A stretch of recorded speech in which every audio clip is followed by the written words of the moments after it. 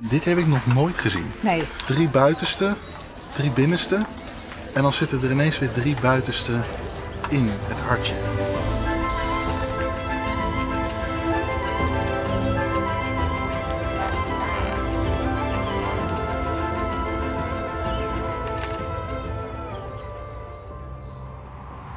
Vandaag hadden we natuurlijk storm Dudley die overtrok en er komt opnieuw storm aan. Code rood betekent officieel maatschappij ontwrichtende omstandigheden. Storm Eunice raast over Nederland. Extreem zware windstoten en met heel veel wind. Er rijden geen treinen meer, maar vanaf dan gaan ook de weerwaarschuwingen in.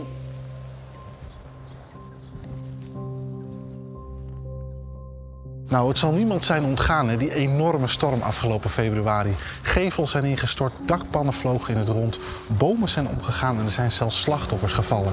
En ik geloof dat menig tuinliefhebber ook zijn hart heeft vastgehouden, want je planten, je bomen en zelfs je kassen, alles kan zomaar ineens weg zijn.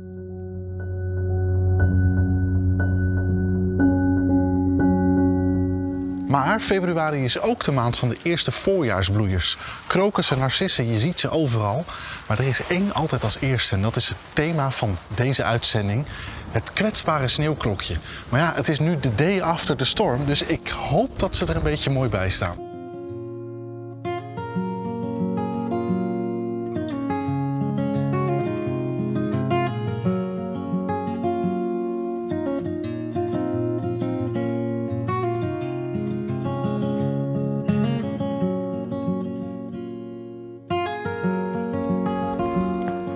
Kijk eens.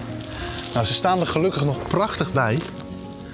Maar dat is natuurlijk niet zo gek, want ze staan aan de luwzijde van de duinen hier in Noordwijk. Maar er staan er miljoenen. Keukenhof is er bijna niets bij. Maar hun vorm hebben ze trouwens niet voor niets. Dat klokje, dat is omdat ze bloeien in een tijd dat het veel kan regenen en dat er natuurlijk ook sneeuw kan vallen. En je wil niet dat je stuifmeel nat wordt. Maar ook het feit dat ze nu bloeien is heel belangrijk. Want de bomen hebben geen bladeren, er komt volop licht op de bosbodem en dat moment pakken de sneeuwklokjes even. Maar omdat ze dus zo vroeg bloeien, moeten ze dus wel aanpassingen doen om hun eigen, hun interne delen te beschermen. Je zou het misschien niet zeggen, maar het sneeuwklokje is familie van de narcis en ook van de tropische amaryllis die we wel eens op de vensterbank hebben staan. Maar er zijn binnen sneeuwklokjes ook verschillende soorten. Dit is bijvoorbeeld het gewone sneeuwklokje. Het sneeuwklokje wat je in Nederland het meeste ziet. En die kan je herkennen omdat hij vrij smalle, blauwige, tegenoverstaande blaadjes heeft. Maar je hebt bijvoorbeeld ook het glanzende sneeuwklokje. Die heeft echt groen glanzend blad en dat zit om elkaar heen gekruld. En dan heb je nog Galanthus elvesi, dat is nog een derde soort. Die heeft ook grijs blad, maar dat zit ook om elkaar heen gekruld. En het zou zomaar kunnen dat u dus verschillende soorten sneeuwklokjes in uw tuin heeft staan, maar daarvoor moet u dus wel even op de knieën. Wat je trouwens niet vaak ziet in Nederland is dat sneeuwklokjes zich goed uitzaaien. En hier zie je dat wel. Dan kan je echt een mooie wilde plek herkennen. Hier staan hele kleine plantjes met maar één enkel blaadje en dat zijn sneeuwklokjes van nog geen jaar oud.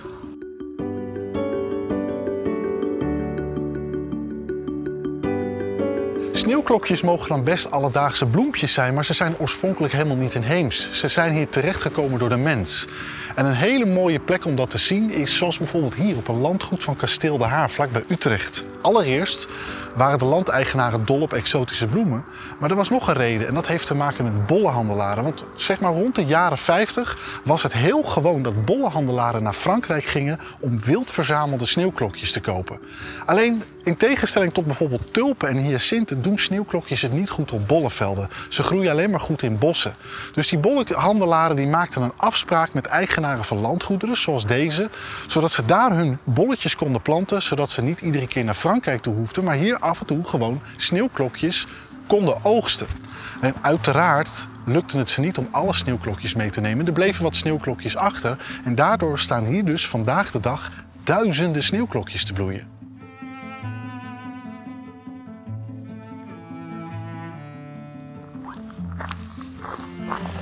Je zou het niet zeggen, maar net als mensen is elk sneeuwklokje iets anders. Dit is allemaal één soort, Galanthus nivalis, het gewone sneeuwklokje, maar je ziet verschillen. Deze is wat hoger, die staat nog helemaal in de knop. Deze is al bijna uitgebloeid en is ook een stukje hoger. Maar in tegenstelling tot mensen kunnen sneeuwklokjes zichzelf klonen. En dat is de reden dat je van die pollen ziet staan. Dus deze pol die daar staat, dat is allemaal feitelijk hetzelfde individu. Het zijn aparte bolletjes, maar het is wel dezelfde individu oorspronkelijk. Wat een heel leuk ding is om dan te doen, is naar een populatie gaan met veel sneeuwklokjes om te gaan kijken of daar hele vreemde exemplaren tussen zitten. En dat kan hier dus heel goed, want hier staan er duizenden.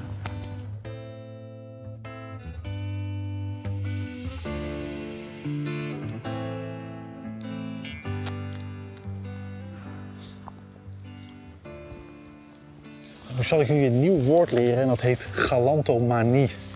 En galantomanie is alles wat te maken heeft met gekheid rondom sneeuwklokjes. Want zoals ik al vertelde, sneeuwklokjes kunnen variëren en soms heb je dus een hele rare variant. En niets is zo leuk om te gaan zoeken naar zo'n hele rare variant om hem dan bijvoorbeeld op te kweken. En dat is iets wat mensen al heel lang doen. Het is met name in Engeland heel erg populair, daar is het ontstaan. Maar het is vervolgens overgewaaid naar het vasteland van Europa. En inmiddels zijn er zelfs mensen in Amerika en Australië die zich ermee bezighouden. En wat je dan doet is zeg maar kijken in zo'n veld met sneeuwklokjes om te kijken of er een exemplaar is die zoveel afwijkt dat je denkt van hé, die heb ik nog niet eerder gezien.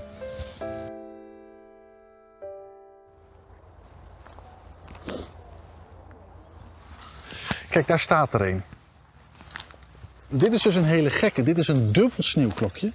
Dus als je deze bloem ook bekijkt, dan zie je dat hij veel meer bloemblaadjes heeft. Zowel de buitenste bloemblaadjes als de binnenste zijn heel talrijk. Dit is een dubbelbloemig sneeuwklokje. Alleen, het dubbelbloemige sneeuwklokje is al wel bekend. Dus het is niks nieuws. Hij is heel bijzonder, maar deze laten we natuurlijk gewoon lekker staan.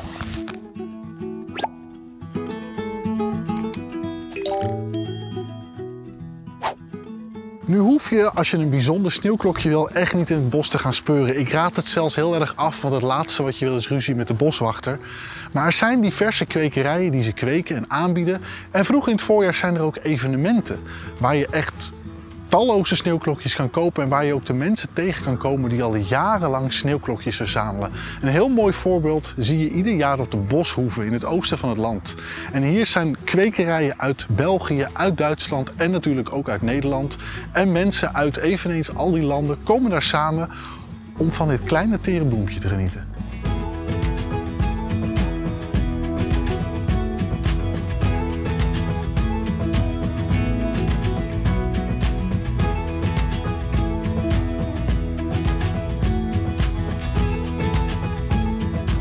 Mensen denken sneeuwklokje is een sneeuwklokje, het zijn allemaal hetzelfde.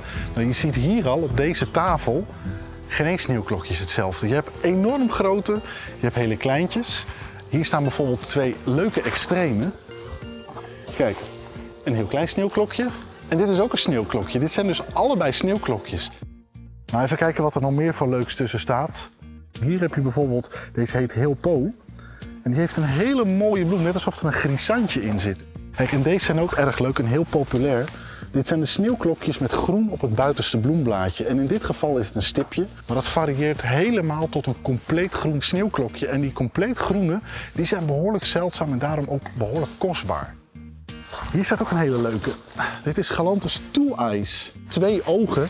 Het slaat op het feit dat het binnenste bloemblaadje eruit ziet als een gezichtje. Dan moet ik wel zeggen, het is een iets wat chagrijnig gezichtje. Maar goed, het is wel een heel grappig ding. Ik denk dat voor kinderen deze erg leuk is. Daar staat er eentje die, ik denk dat die echt alles, de vloer aanveegt met alle sneeuwklokjes. Want die heeft het echt helemaal bont gemaakt. Kijk, dit is echt een hele vreemde. Dit is Galanthus walrus. Walrus genoemd naar het beest met zijn grote slagtanden. En als je ook kijkt, elke bloem heeft ook meestal 2, maar meerdere van die hele lange bloemblaadjes. En de binnenste bloemblaadjes, die zijn talrijk met een gek bochtje erin. Gekker dan dit kan het niet worden. En dat gaat niet zozeer of het mooi is, het gaat erom of het anders is. En als het anders is en je hebt het nog niet, is het dus leuk voor je collectie. En zo zijn er dus mensen die dus gewoon een hele tuin vol hebben met allemaal soorten sneeuwklokjes. En dat is een paar maanden per jaar, ziet het er prachtig uit en in de zomer zie je er niks meer van. Maar die mensen, dat zijn dus de echte galantophielen.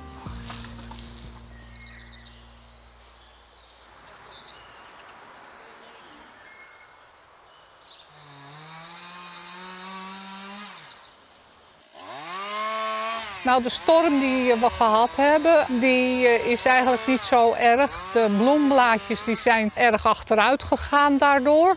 Maar als de bladeren goed blijven, dan is het sneeuwklokje ook goed. Die droogte, dat hindert wel. Door die droogte gaan ze gewoon dood. Want we hebben vorig jaar dit allemaal uitgeplant. En ja, nou zie je amper een sneeuwklok. Ja, kijk, het is allemaal wel zonde dat die... Ja. Ik ben Josephine Dekker en ik teel sneeuwklokjes. Mijn vader is begonnen met de sneeuwklokjesteelt. Hij plantte ze uit na het koeienmelken. En daardoor kwamen allerlei kwekers om ze te kopen. En dan gingen ze naar huis en daar plantten ze weer op om ze daarna als groothandel te verkopen. We telen dus allerlei sneeuwklokjes. De belangrijkste zijn de gewone Galanthus nivalis, de enkele, zoals we die noemen, de Florepleno en ook de Galanthus viridia pizzae. Dat is de groenpunt. Kijk, dit zijn de groene puntjes. Zie je wel aan de buitenkant van de bladeren. En je ziet ook dat hij wat groter is dan de gewone Galanthus nivalis. De rijke mensen die hadden sneeuwklokjes. En ja, wij ook dus. Want wij waren vroeger, nou ja, rijk. Er zijn dus allerlei soorten sneeuwklokken en mensen verzamelen ze ook.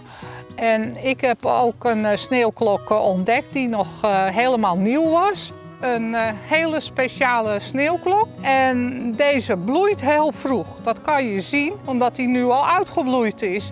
En die andere die bloeien nog mooi. We hebben besloten om hem maar Josephine te gaan noemen. En het is dus een nieuwe soort.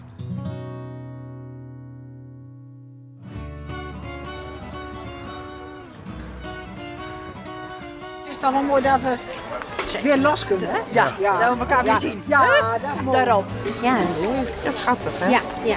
Dan heb je ook meteen een... Word je er toch blij van, hè? Ja, daar word ik helemaal blij van. Hebberig. Het is een zacht woord ervoor. Het is wel een hele kleine. En overal gelijke vorm qua blad, hè? Hoog de binnenbladen, net zo lang als de buitenbladen. Zie je dat? 18, 9, 32. Ja, wat heb ik met de sneeuwklokjes? Toch het voorjaar. De eerste... Ja, het eerste wat eigenlijk boven komt. I'm a collector for now about 20 years. And we live in the Sauerland where it's mainly half a year winter, I would say. So this brings us out in the garden, even in this terrible weather. Mijn vrouw die zegt ook, ik ga naar andere plantetjes kijken. Sneeuwklokjes die zijn allemaal gelijk, maar dat is niet zo. Als je goed kijkt, dan vind je de verschillen. En ja, dat maakt het heel bijzonder. Man trifft auch immer alte Bekannte hier. Das ist auch immer, um Freunde zu treffen. Es sind zwar 2,5 Stunden Fahrt von Solingen hierher, aber man nimmt das gerne in Kauf. We kijken wel de nieuwe sneeuwklokjes, want je hebt erbij die dan gekarteld hebben. Ja. En je hebt die van binnen weer anders zijn. En het is natuurlijk wel leuk om iedere keer weer toch een ander soort erbij te hebben. En dan hopen dat volgend jaar dat ze allemaal uitkomen. Hè? Dat is natuurlijk de magie ervan. Ja. Ja. Ik heb een subtropische tuin. En daar is mee begonnen. En dan vraagt iedereen, wat doe je de 's winters mee? En dan zeg ik, kom maar kijken. Toen ben ik begonnen met sneeuwklokjes. En ja, toen kwam ik hier achter dat er nog een paar beursjes zijn. En dat er in België een beursje is en dat er in Duitsland een beursje is. Inmiddels heb ik 200 soorten. Er zijn mensen die willen beslist geen gele hebben. Er zijn mensen die willen juist heel graag gele, ik bijvoorbeeld. Maar ik moet wel zeggen, iedereen die je vandaag hier tegenkomt, die kom je ook in Duitsland tegen en die kom je ook in België tegen. Het is eigenlijk één groot familiefeest vandaag. Ik heb een sneeuwklokje in de tuin gevonden die er toch iets anders uitziet dan normaal. Oh, maar dat is leuk. Kunt u er iets over zeggen? Oh ja, dan is dit is de normale. Dit heb ik nog nooit gezien. Nee. 3 buitenste, 3 binnenste. En dan zitten er ineens weer 3 buitenste in het hartje. Ik heb er eentje van. Ja, wat u eigenlijk zou moeten doen met deze, want dit is gewoon iets nieuws. Zodra het plantje zich vermeerdert, dus dat u er 2 krijgt, zorgen dat zo'n bolletje terechtkomt bij Ja, zeg maar een ervaren kweker die je kan vertrouwen en dan afspreken van dit is iets bijzonders, niet zelf ermee aan de haal gaan. Nee. En dan gaat die kweker hem chippen. Dus dan maakt hij van het ene bolletje, dan gaat hij erin snijden en dan kan hij er een heleboel van maken. En op het moment dat je er op een gegeven moment 30 hebt, dan is hij ook veilig. Want één zo'n sneeuwklokje kan natuurlijk altijd doodgaan. Ja, tuurlijk. En als dat eenmaal zo is, en dan kan hij dus ook een naam krijgen. Dus dan kan hij hem naar u noemen bijvoorbeeld. Ja, nou, dat zou leuk zijn. Ja, dus je hebt hier Lady Elfink, zo, je hebt allemaal dingen. En dan misschien over 5 jaar, dan staan hier in die bank uw sneeuwklokjes met uw naam erbij. Ja, daar we zuinig op zijn. Ja, leuk hè? Bedankt. Ja, dit is wel hoe het gebeurt. Ja, kriebeltjes zo'n beetje. Ja, kriebeltjes. Wat leuk dat je dat ontdekt hebt.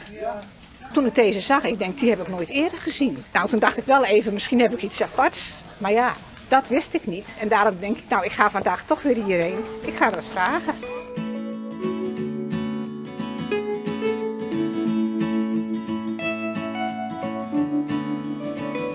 Zo. Het is inmiddels wat drukker geworden en iedereen is op zoek naar zijn eigen unieke sneeuwklokje. Maar ik heb er hier een en dat is iets wat me wel fascineert aan sneeuwklokjes. Gewoon sneeuwklokje, totdat je de prijs ziet. Hij is €60. Dan vraag je je af waarom. Maar dit is niet eens gek. Zijn sneeuwklokjes zijn honderden euro's waard. En er is zelfs een heel mooi geval van een aantal jaren geleden van een sneeuwklokje waarvan één enkel bolletje op eBay meer opbracht dan 1300 pond.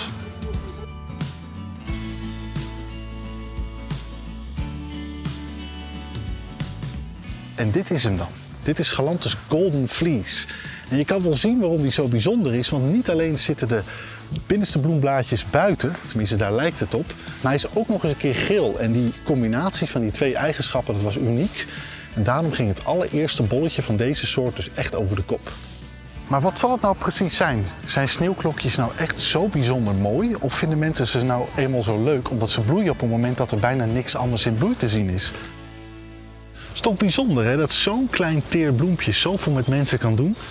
En zelfs een grote vent als ik op de knieën kan krijgen.